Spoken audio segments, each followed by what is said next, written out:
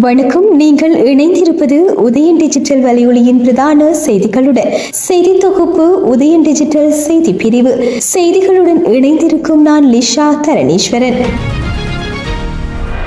தமிழீழ விடுதலை புலிகள் அமைப்பு உள்ளிட்ட 15 அமைப்புகளை தடை செய்யப்பட்ட அமைப்பாக அறிவித்து பாதுகாப்பு அமைச்சினால் அதிவிசேட வர்த்தமானி அறிவித்தல் வெளியிடப்பட்டுள்ளது. பாதுகாப்பு அமைச்சின் செயலாளர் சம்பத் துயக்கொந்தவினால் இந்த வர்த்தமானி அறிவித்தல் வெளியிடப்பட்டுள்ளது.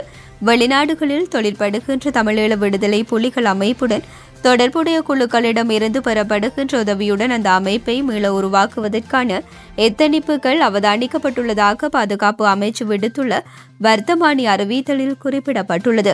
பயங்கரவாதத்துடன் தொடர்புபட்ட செயற்பாடுகள் மற்றும் பயங்கரவாதத்துக்கு நிதி அளித்த குற்றச்சாட்டில் குறித்த அமைப்புகளை தடை செய்யப்பட்ட அமைப்புகளாக அறிவிப்பதாக பாதுகாப்பு அமைச்சின் வர்த்தமானி அறிவித்தலில் தெரிவிக்கப்பட்டுள்ளது.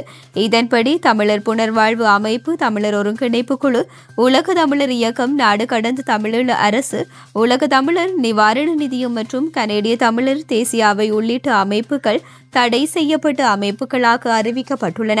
அத்துடன் தமிழிளைஞர் அமைப்பு, எக்ஸியூ என்று அறியப்படுகின்ற தலைமையக குழு, தேசிய தௌஹித் ஜமாத் அமைப்பு, ஜமாதே மிலாதே இப்ராஹிம் அமைப்பு, விலையாத் அஸ்ஸெயிலானி, டருலாதர் அத்தபவியா, இலங்கை இஸ்லாமிய மாணவர் ஒன்றியம் மற்றும் சேவ் த பேர்ல்ஸ் என்பனவும் தடை செய்யப்பட்ட அமைப்புகளாக அறிவிக்கப்பட்டுள்ளன.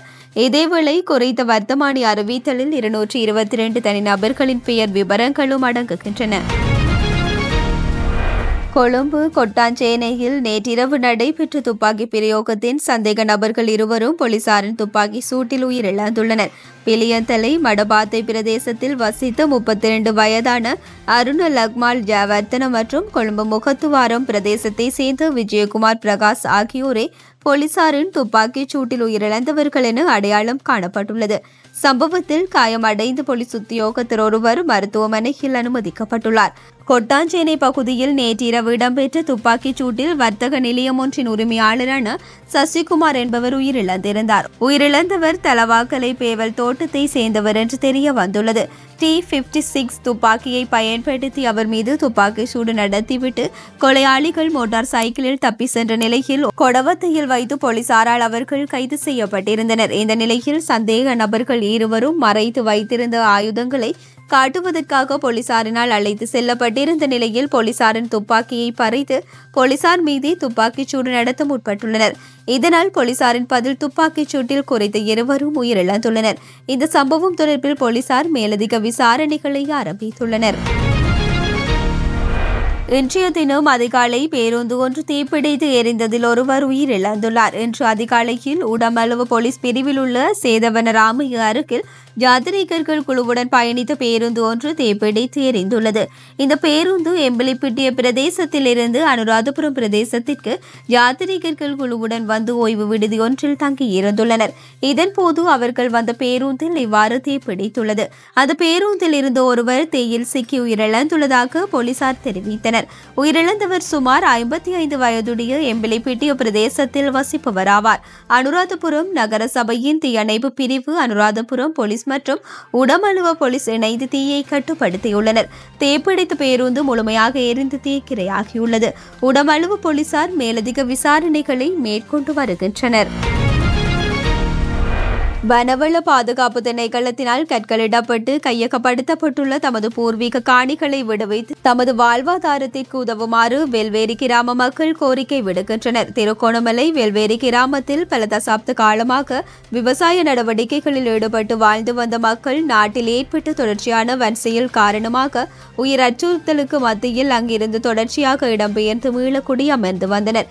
இந்த நிலையில் 1983ஆம் ஆண்டு இடம்பெற்ற யுத்தத்தின் காரணமாக இடம்பெயர்ந்து பாதுகாப்பின் காரணமாக மீண்டும் மீள குடியமர அனுமதிக்கப்படாத நிலையில் 2010ஆம் ஆண்டுக்கு பின்னர் குறித்த பகுதியில் வனவள பாதுகாப்பு திணைக்களத்தினால் எல்லை கற்களிடப்பட்டுள்ளதாகவும் மக்கள் தெரிவிக்கின்றனர்.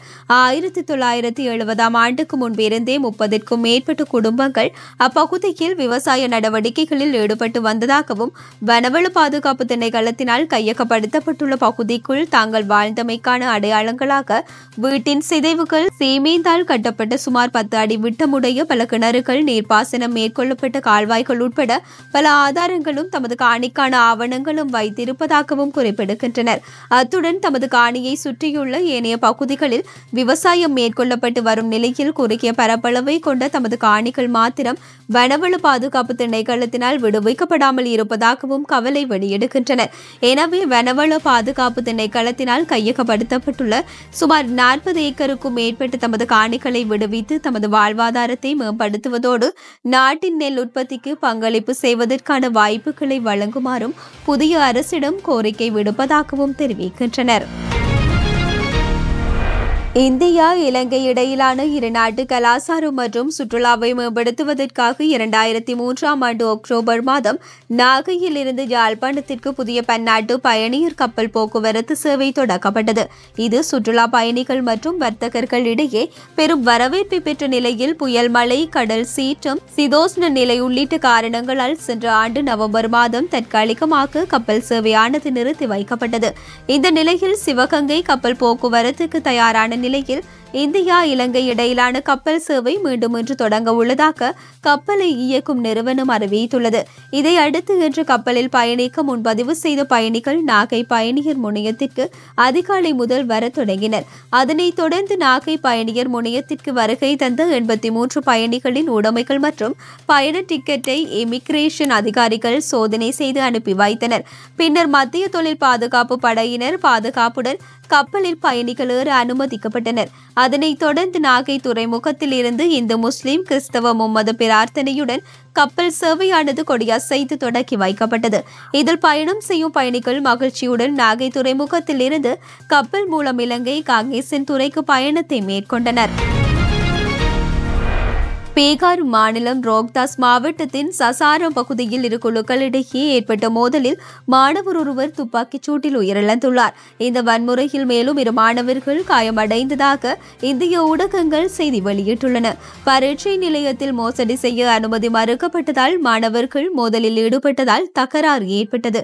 மோதல் வன்முறையாக மாறியதால் அடையாளம் தெரியாத மர்ம நபர்கள் துப்பாக்கிச் சூடு நடத்தியதில் 16 வயது அமித்குமார் என்ற தரம் 10 கல்வி பயிலும் மாணவர் உயிரிழந்துள்ளார். பரீட்சை நிலையத்தில் இடம்பெற்ற மோசடி சம்பவம் தொடர்பாக மாணவர்கள் குழுக்களுக்கு இடையே மோதல் ஏற்பட்டதாக தெரிவிக்கப்படுகின்றது.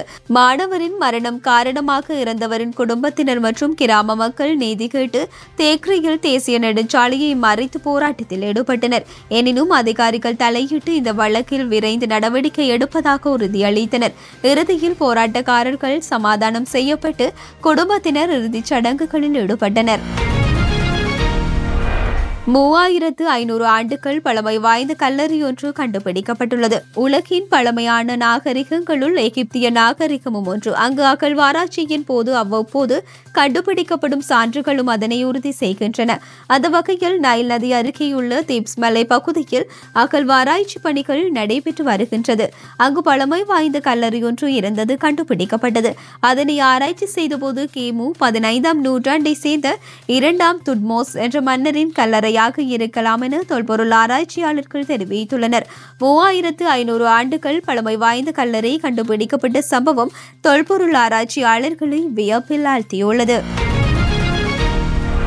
சாம்பியன்ஸ் டிராபி தொடரில் இந்தியா பங்களாதேஷ் அணிகள் நேற்று முன்தினம் மோதின. இதில் முதலில் துடுப்பெடுத்தாடிய பங்களாதேஷ் 49.4 ஓவரில் 228 ஓட்டங்களுக்கு ஆல் அவுட் ஆனது. இந்தியா சார்பில் சிறப்பாக பந்து வீசிய சமி 5 விக்கெட் வீழ்த்தி அசத்தினார். தொடர்ந்து ஆடிய இந்தியா 46.3 ஓவரில் 231 ஓட்டங்களை எடுத்து அபார வெற்றி பெற்றது. சுப்மன் ஹில் பொறுப்புடன் ஆடி சதமடித்து அசத்தினார். இந்த நிலையில் ஐசிசி தொடரில் முகமது சமி 19 இன்னிங்ஸில் மொத்தம் 60 விக்கெட்டை வீழ்த்தியுள்ளார். இதன் மூலம் ஒருநாள் உலகக்கோப்பை மற்றும் சாம்பியன்ஸ் டிராபியில் அதிக விக்கெட் வீழ்த்திய இந்தியர்கள் பட்டியலில் முதலிடத்தில் இருந்த ஜாகீர் கானை பின்னுக்கு தள்ளி சமி முதலிடம் பிடித்துள்ளார். அடுத்தடுத்த இடங்களில் ஜவஹர், ஸ்ரீநாத், ஜடேஜா ஆகியோர் இருக்கின்றனர். இத்துடன் உதயன் டிஜிட்டல் வலையொலியின் பிரதான செய்திகள் நிறைவடைகின்றன. தொடர்ந்தும் செய்திகளை உடனுக்குடன் அறிந்து கொள்ள எமது உதயன் டிஜிட்டல் வலையொலி பக்கத்துடன் இணைந்திருங்கள். வணக்கம்.